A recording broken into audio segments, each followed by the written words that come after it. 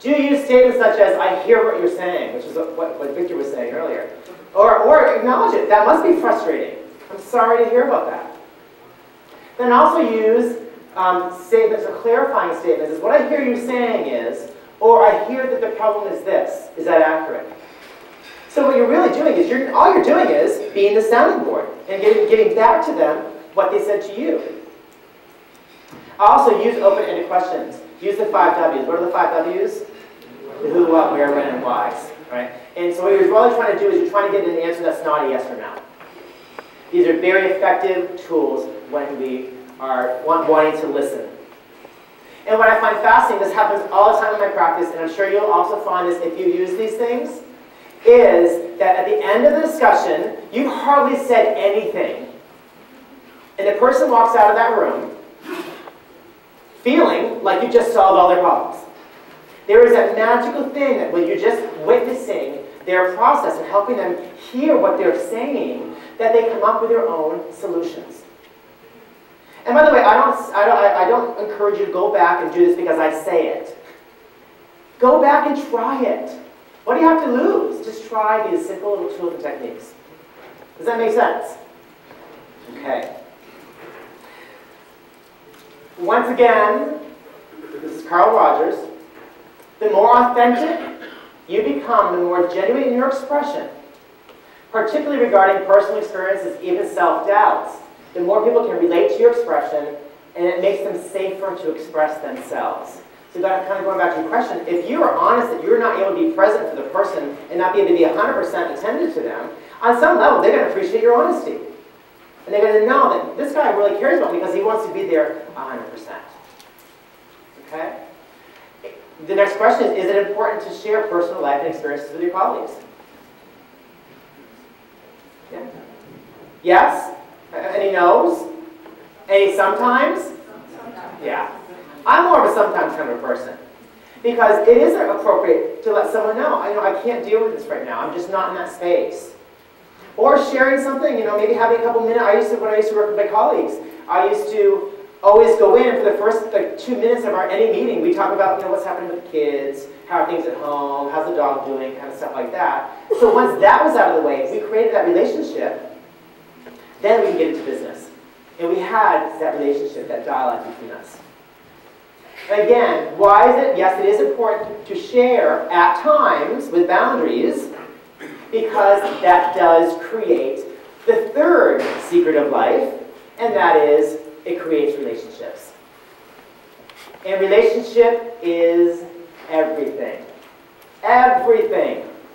Anyone ever had a sales life in their past? Sales is everything. Business is all relationship. When people feel connected on a personal level, you have created a relationship. They will trust you because you have trusted them. They will then do anything for you.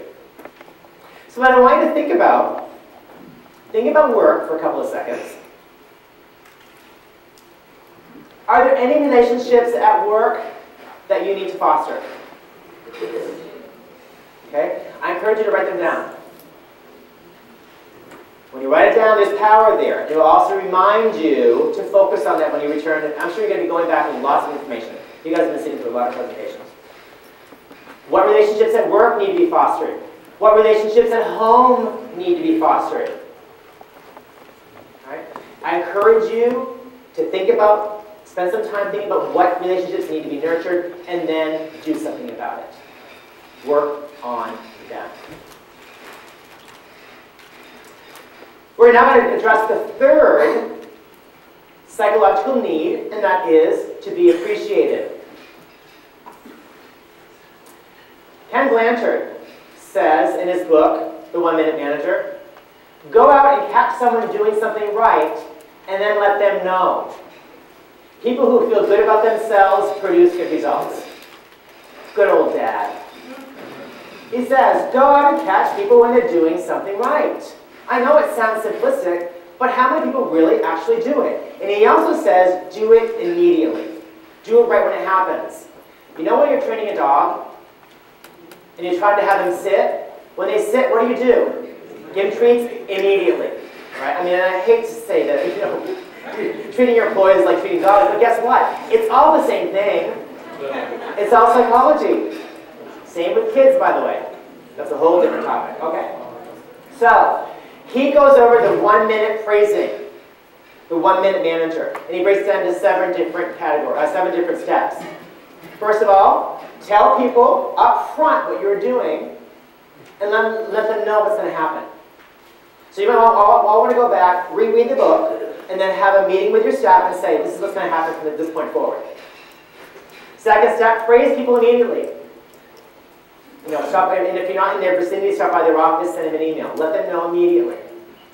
Tell people what they did right. Be specific.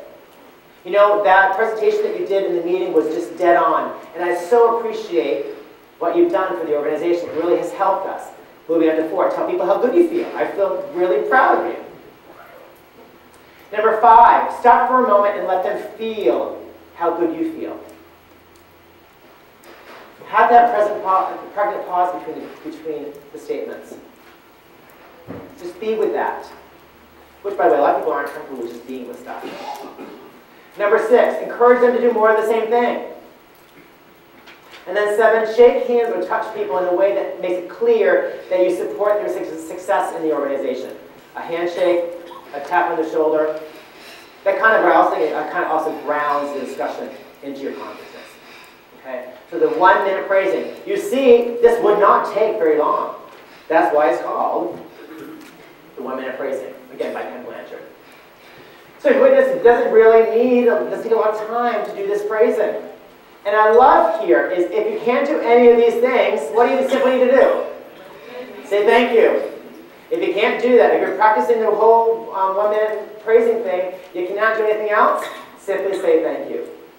That'll be a good start, and it will make someone smile. Give us a smile, isn't it a lovely ride?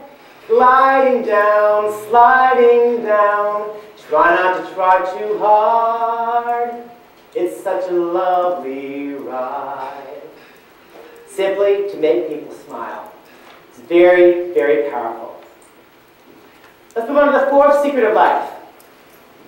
The 4th secret of life is something that you all know. Live the golden rule. Anyone knows what that means? That's right. He who has the gold wins. Exactly. Do unto others as you'd want done unto yourself. Treat others as you'd want to be treated. Can't get any simpler than that. If you do what you want others to do to you, it'll all work out.